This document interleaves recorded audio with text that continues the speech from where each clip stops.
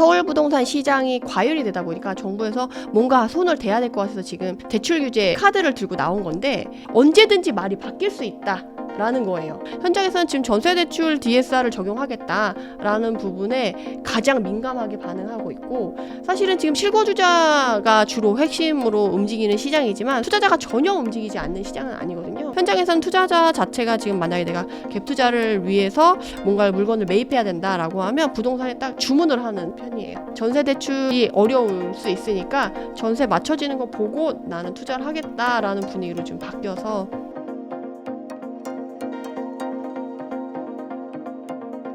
네, 안녕하세요. 인터뷰 진행을 맡은 카프카입니다. 오늘은 정운숙 대표님 모시고 부동산 시장에 대한 이야기 나눠보도록 하겠습니다. 대표님 안녕하세요. 반갑습니다. 네, 간단하게 자기소개 부탁드립니다. 저는 부동산을 현장 중심으로 해서 지역 분석을 하고 있는 지역 분석가이자 힐링 재테크 운영을 하고 있는 메디테라 정운숙이라고 합니다. 반갑습니다. 최근에 그 부동산 시장이 굉장히 심상치 않은 모습을 보여주고 있는데요. 네네. 가격도 그렇고 거래량도 그렇고 현장에서 보시는 분위기는 어떠세요? 지금 올해만 딱 잘라서 얘기를 해드리면 올해 5월 말 전, 1월부터 5월 말 전이랑 5월 말부터 7월 중순에서 말 정도, 그리고 7월 중순 말부터 최근까지의 모습이 다 다르다라고 말씀을 드릴 수 있을 것 같아요. 그래서 1월부터 5월 말 정도까지는 2023년 상반기에 움직였던 것처럼 반등을 해서 하나 거래되면 하나 그보다 조금 더 높은 금액으로 나와서 그게 거래가 돼서 이제 가격이 차곡차곡 쌓이는 듯한 느낌으로 갔다라고 한다면 5월 말부터 7월 중순까지는 여러분들이 정말 되게 뜨거웠다, 과열됐다라고 느끼는 것과 똑같이 현장에서는 하나가 거래되면 그 다음에 이제 그 가격의 근거를 가지고 그 다음보다 약간 높은 가격으로 거래가 되거나 매물로 나오는 것이 아니라 그 다음엔 바로 1억, 2억씩 막 팍팍 뛰는 현상으로 이제 거래가 되거나 가격이 형성되는 시기로 5월 말이랑 한 7월 중순까지는 정말 되게 과열됐다, 되게 시장이 뜨거웠다라고 말씀을 드릴 수가 있겠고, 7월 중순이 지나서 이게 조금 시작이 가격이 오르는 게 시작이 늦었던 지역들은 뭐 7월 말까지 갈 수 있겠지만 대부분의 이제 한강을 끼고 위에 있었던 마용성이라던가 강남을 끼고 있는 강남 3구, 4구 이런 애들은 7월 중순 이후부터는 좀 분위기가 소강 상태로 지금 돌아선 상황이거든요. 그래서 현장에서는 사장님들이 이전보다는 문의도 좀 뜸해졌고 거래량도 좀 뜸해졌어요. 옛날에는 결정력이라고 하죠. 의사결정력. 계약서를 쓸 때 그 의사결정력이 엄청 좀 빠르고 줄을 서서 매물이 워낙, 그러니까 매물이 많이 쌓여 있다라고 하지만 실제로 살만한, 실제 거래가 될 만한 물건들은 많지 않았기 때문에 그 물건들이 적어서 그 물건을 사겠다고 하는 사람들이 쭉쭉쭉 있어서 바로바로 매물이 좀 거래가 되는 분위기라고 한다면, 지금은 약간 서로 눈치 싸움을 하는 분위기가 형성되어 있고, 가격이 워낙 이제 전고점을 뚫은 지역과 단지들이 있고 아직 전고점을 가지 않은 지역과 단지들이 있는데, 어쨌든 23년, 24년 해가지고 지금 쌓여서 지금 가격이 가고 있기 때문에 가격적인 부담을 느껴서 아무래도 최고점을 내가 찍으면 불안할 수밖에 없잖아요. 네. 그 최고가를 찍지 않기 위한 눈치 싸움을 지금 현장에선 좀 하고 있는 상황이다라고 알고 계시면 좋을 것 같습니다. 그렇다면 지금이 서울 부동산 상승의 시작이라고 보기는 좀 그렇고, 완전히 뭐 꼭대기에 있다고도 그렇고 쭉 상승하고 있는 추세라고 봐야 될까요? 여러분들이 좀 부동산을 만약에 내가 내 집 마련했을 때 이상하게 내가 사면 집값이 떨어지고 내가 팔고 나면 집값이 오른다 하시는 분들이 있어요. 그런 분들은 내가 부동산 흐름에 역행하고 있구나 라고 생각을 하시면 되는데, 결국에는 내 집 마련을 할 때든 뭘 할 때든 부동산을 볼 때는 부동산 시장의 큰 흐름을 보는 게 중요해요. 그래서 이게 큰 상승장이냐 작은 상승장이냐, 상승장 안에서의 상승 하락이냐 하락장 안에서의 상승 하락이냐를 보는 게 중요해요. 그래서 보통 10년 주기설이라고 하죠. 10년을 기준으로 했을 때 5년은 상승하고 5년은 하락한다라고 하는데, 사실 이거는 이론이기 때문에 현장에 딱 맞지는 않아요. 그렇지만 그 큰 틀은 현장에 궤를 같이 하는 부분들이 있어요. 그래서 큰 상승과 하락이 있지만 그 큰 상승 안에서도 상승과 하락이 반복하면서 크게 상승을 하는 거고, 하락을 하는 것도 상승과 하락을 반복하면서 하락을 하는 거거든요. 그래서 사실은 2008년 금융위기가 터지고 나서 2008년부터 한 12년, 13년까지는 하락장이었어요. 그러고 나서 13년부터 회복장이 들어가서 그 다음에 이제 사실 회복장 자체를 상승장으로 보냐 아니냐도 좀 갈릴 수 있겠지만 어쨌든 바닥을 찍고 올라가는 거니까 이제 초기 상승장 또는 회복장이라고도 얘기를 하는데 어쨌든 상승장을 시작해서 2021년 하반기까지는 상승을 했었단 말이에요. 그 큰 상승 안에서도 상승과 하락이 반복되면서 이제 상승하다가 이제 하락장에 들어선 건데 21년 하반기 하락장에 들어서고 나서 완전하게 하락장이 끝났다라고 아직 확인은 되진 않았어요. 그래서 사실은 이전에 2021년 하반기에 급격한 하락을 시작하고 나서 22년 하반기에 가격이 확 떨어졌죠. 근데 그랬던 이유가 20년, 21년이 엄청 절벽 상승장이라고 해서 확 올라갔잖아요. 그러니까 모든 부동산 시장의 흐름은 그에 대한 반작용과 반등이 그거에 대해서 반대급부로 작용을 하는 부분이 있어요. 20년, 21년이 너무 급격하게 상승했으니까 21년 하반기에는 그것만큼 급격하게 하락한 부분이 있거든요.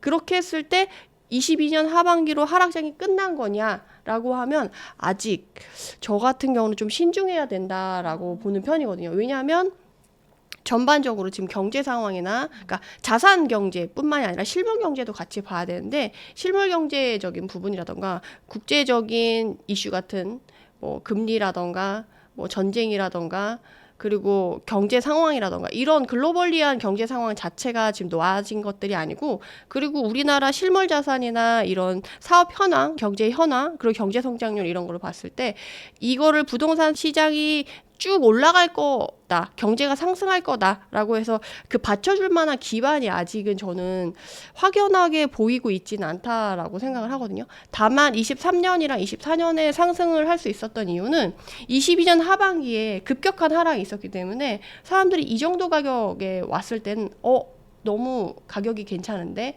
왜냐면 부동산은 거주를 해야 되는 거기 때문에 버릴 수가 없어요. 그래서 내가 전세로 참여를 하느냐 월세로 참여하느냐 집을 사서 참여를 하느냐 어쨌든 참여자로서는 있어야 되는데 가격이 메리트 있어진다라고 하면 당연히 내가 매수를 하는 게 더 유리할 수가 있겠죠. 그래서 그 낮은 가격에 의해서 사람들이 매수를 했던 게 23년이다라고 한다면 24년에는 약간 23년 이후에 이제 공급이 부족할 거다라는 시그널 그리고 전세가가 빠르게 오르고 있었거든요. 그래서 그 빠르게 오르고 있는 것에 대한 불안감 그리고 이제 서울 부동산 시장이 좋아질 수밖에 없는 게 절대인구 감소 이슈가 확 떠오르면서 지방에 계신 분들이 지방에 거주는 하지만 보유는 서울에 하고 싶어라고 하면서 이번 24년도에 거래량을 보시면 아시겠지만 사실 거래량이 평균 거래량 이상으로 올라온 달은 6월이랑 7월 그리고 8월 아직 집계가 다 안 돼서 안 나왔지만 6월이랑 7월밖에 없거든요. 그런 거래량이 나올 수 있는 건 다른 지역은 그렇게 거래량이 많이 나오지 않고 거래량이 서울에 조금 몰린 편이 있고 그리고 지금 실제적으로 대출 규제를 8월 21일 날 대출 규제를 추가로 발표했지만 그 이전에는 사실 대출 규제를 한다고 했지만 현장에서는 규제의 느낌이 전혀 없었거든요. 그리고 금리도 이미 이전에 대세 상승장 시기에 금리 정도 수준으로 이미 내려와 있었기 때문에 사람들이 매수를 하는데 크게 어려움이 없었다라고 말씀을 드릴 수가 있겠습니다. 그렇다면 그래도 여튼 지금 상승을 하고 있으니까 지금의 이 상승이 언제까지 이어질 거라고 보세요? 그래서 지금 24년도의 상승은 이제 사람들의 심리에 의해서 움직이는 시장이라고 저는 말씀을 드리거든요. 그래서 이제 전세 상승에 대한 불안, 그리고 절대인구 감소 때문에 서울 부동산이 앞으로 더 오를 거라는 불안, 그리고 2, 3년 후에 공급이 없으니까 앞으로 전세가는 더 오르고 그럼 집값은 더 오르고 게다가 부동산 시장의 트렌드 자체가 지금 얼죽신이잖아요. 그래서 신축 트렌드다 보니까 분양가로 나오는 단지들이 싸게 나오지 않으니까 앞으로 더 오를 거다라는 불안과 두려움이 있어요. 그래서 제가 이번에 사실 둔촌주공 입주할 때 되게 느꼈던 건 2018년 12월에 헬리오시티 만세대가 입주하거든요. 근데 그때가 한참 상승장이었어요. 2018년이 20년, 21년까지 쭉 상승하다 대세 상승장 하다가 절벽 상승장으로 간 거였거든요. 그래서 대세 상승장을 가는 그 시기에 만세대가 입주했는데도 불구하고 그 시기에는 서울 부동산 시장이랑 송파구 부동산 시장이랑 그 주변의 인근 단지들이 흔들렸거든요. 전세가도 흔들리고 매매가도 흔들리면서 주춤하는 가격을 눌러주는 시즌이 있었어요. 근데 이번에 둔촌주공 입주가 12,000세대가 더 많잖아요. 그럼에도 불구하고 사실 현장에서는 전세가가 흔들리지 않았고 오히려 더 올랐고 매매가도 지금 거침없이 올라가서 지금 최고가를 찍어주고 있거든요. 그럴 수 있는 이유가 제가 이전에 이제 오를 거야, 상승할 거야 라고 해서 나도 사야지 이런 마음보다 앞으로 더 오를 거야, 이제 이거 아니면 집을 못 사, 불안과 공포 심리가 훨씬 더 크게 작용을 해서 사람들이 이게 마케팅을 할 때, 물건을 팔 때도 이거 정말 좋아요, 이거 사면 나중에 더 비싼 가격에 팔 수 있어요, 이거보다 지금 아니면 못 산다, 한 개 남았다, 약간 이런 식으로 못 살 것 같은, 매진이 될 것 같은 불안 심리를 조성하면서 이제 물건을 팔도록 하는 것처럼 지금 부동산 시장도 지금 약간 불안과 그런 두려움에 의해서 심리가 많이 고조되어 있다라는 생각이 들어요. 그러다 보니까 그런 공포심에 의해서 더 지금 시장이 그런 반응을 보이고 있는 건 아닌가 싶습니다. 그럼 언제까지 이게 이어질까요? 지금 사실 8월 21일에 대출 규제가 발표됐잖아요. 그게 얼마나 강력한 규제로 작용을 하느냐에 따라서 달라질 것 같아요. 그래서 만약에 그게 힘을 못 쓴다, 그러면 지금 분위기가 좀 유지가 될 것 같고요. 그게 분위기 작용을 크게 한다, 그러면 약간 분위기를 꺾어 놓을 수 있는 상황이지 않을까. 그래서 지금이 딱 변곡점 시기에 올 수 있는, 향후의 방향이 어떻게 갈지를 가늠해 볼 수 있는 모니터링이 정말 중요한 시기다라고 말씀을 드릴 수가 있겠고, 게다가 지금 추석을 앞두고 있잖아요. 네. 원래는 부동산 시장이 원래부터도 명절 전후에서 부동산 시장이 워낙 잘 바뀌는 시기이기도 해요. 그래서 지금 추격 매수를 고민하고 계신 분들은 그것들을 보고 움직이셔야지 내가 리스크를 조금 해지하고 손해를 덜 보고 진입을 하실 수 있지 않을까 조언을 드리고 싶습니다. 하반기에 금리 인하가 될 거라는 이야기들이 많이 있잖아요. 실제로 금리 인하가 이루어진다면 부동산 시장에는 어떤 영향이 있을까요? 기준금리를 인하한다고 해도 부동산 시장엔 전 크게 영향은 없을 거다라고 생각을 하거든요. 이전에는 막 자이언트 스텝 밟을 때는 기준금리를 막 많이 올린다고 해서 시중금리를 같이 또 많이 올렸었어요. 그래서 한때 막 6에서 7%, 뭐 8%까지 막 오른다 해가지고 실제로 그렇게 가기도 했었잖아요. 급하신 분들은. 그렇게 했었는데 지금은 시중금리 자체가 기준금리와 그렇게 금리 차가 크지 않아요. 심지어는 올해 정부 당국에서 금융당국에 요청을 한 게, 이번에 변동금리 말고 고정금리 상품의 비율을 높여라 라고 요청을 16에서 18% 정도 되는데 그걸 30%까지 올리라고 해서 은행에 금융당국에 지금 주문을 해놓은 상태라서 금리 마진을 못 먹는 상태를 알면서도 오히려 싸게 판 상품들이 있었거든요. 그런 상품도 많았고 지금 자체도 3%에서 4%대에서 지금 주택담보대출이 이루어지고 있어요. 근데 기준금리는 3.5%잖아요, 지금. 네. 마진 자체가 그렇게 크지 않기 때문에 기준금리를 올린다고 해서 지금 금융당국이 주문을 받고 있는 그런 것들, 그리고 전반적으로 지금 너네가 지금 이번에도 대출 규제를 해서 총량을 줄인다고 하니까 금리만 올려가지고 쉽게 가려고 하는 것 때문에 또 한 번 제재를 받았잖아요. 그래서 금리 인상을, 시중금리를 많이 올릴 수 있는 상황은 아니기 때문에 기준금리를 떨어뜨린다고 해서 시중 마진을 위해서 그게 더 떨어질 수 있다라고 보지는 않아요.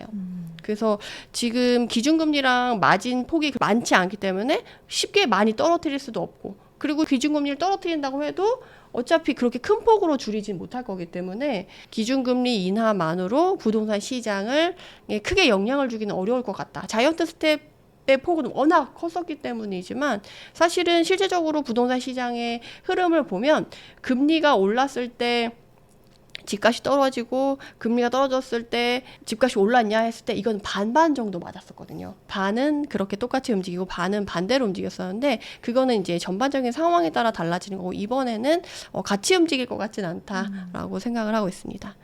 아까 말씀하신 대로 지금 전세 시장도 심상치 않은 모습을 보여주고 있는데요.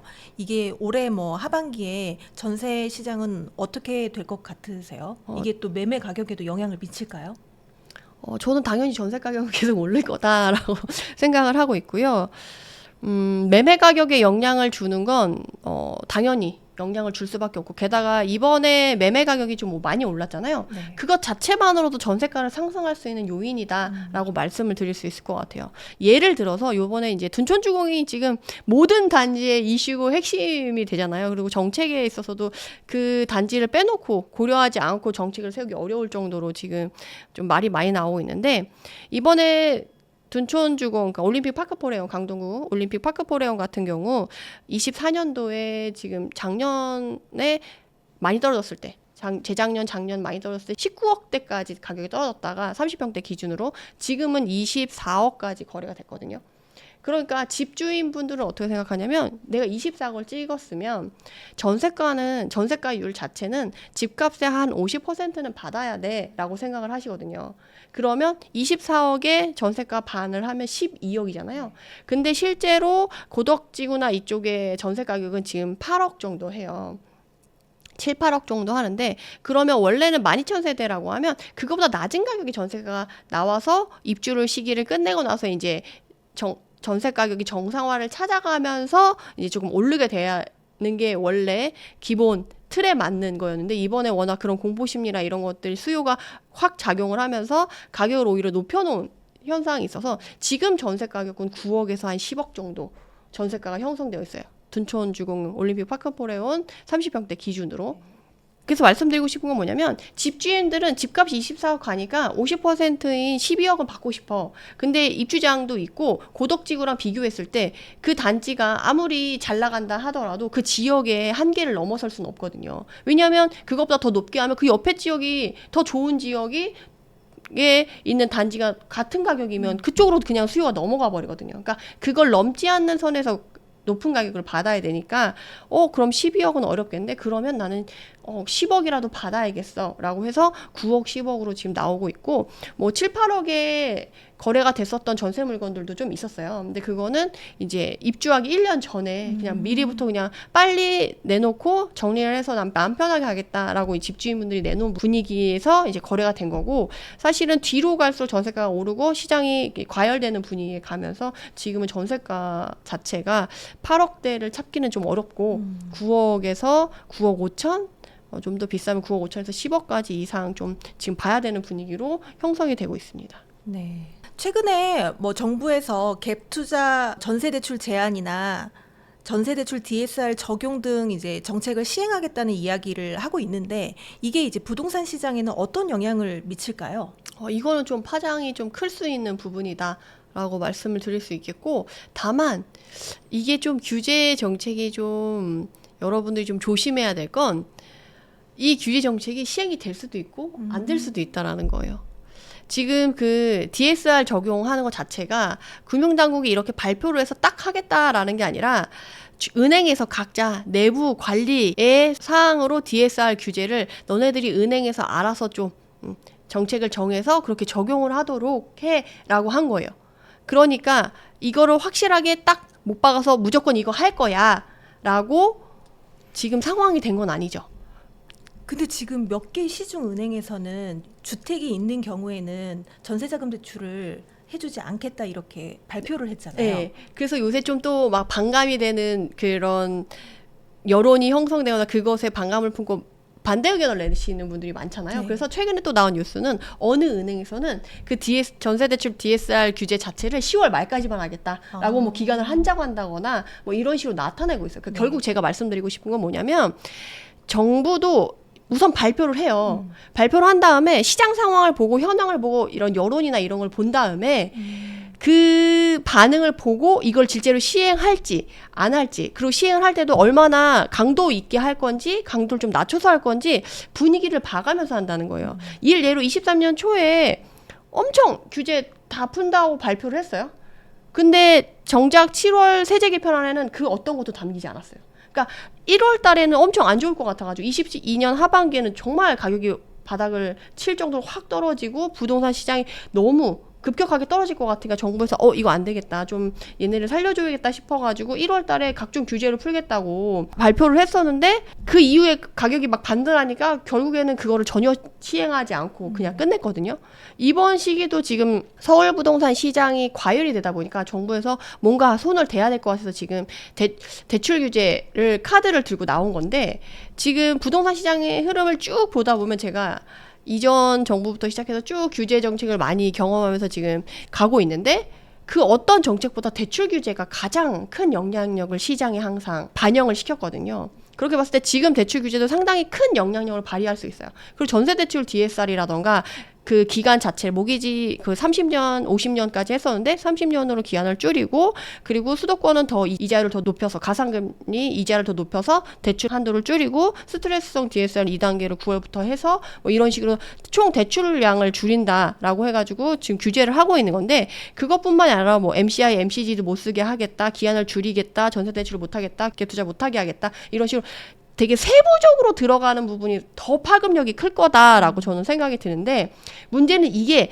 은행에서 내부 관리를 위한 DSR 산정을 해서 너네가 자체적으로 이렇게 해서 해라고 하는 거니까 언제든지 말이 바뀔 수 있다라는 거예요. 그래서 강도 높게 가다가 이게 여론의 문매를 많이 받고 이게 감당이 어려울 경우에는 또 이게 슬그머니 이런 식으로 뉴스에 나온 것처럼 10월 말까지만 할게, 아니면 언제까지 할게, 원래 이렇게 하려고 했었는데 지금 올림픽 파크포레온에서 지금 갭 투자라고 생각할 수도 있지만 전세 그 분양가 상한제를 3년 유예해주면서 전세를 내놓을 수 있게 했잖아요. 근데 그럼 이거 못하는 거 아니냐라고 이 단지에서 지금 반발이 심하게 나오고 있기 때문에, 문제는 또 이 대출 규제 발표를 하고 나서 몇 달 후에 시행하는 게 아니라 8월 21일 날 발표라고 9월 1일 시행을 하겠다라고 하니까 그 기간이 얼마 안 됐잖아요. 그 둔촌동 파크포레온 같은 11월에 입주인데, 그럼 이 사람들은 대출이 나온다고 해서 안심하고 있었는데 갑자기 11월에 안 된다고 하면 이분들 돈을 갑자기 어떻게 구하냐는 거죠.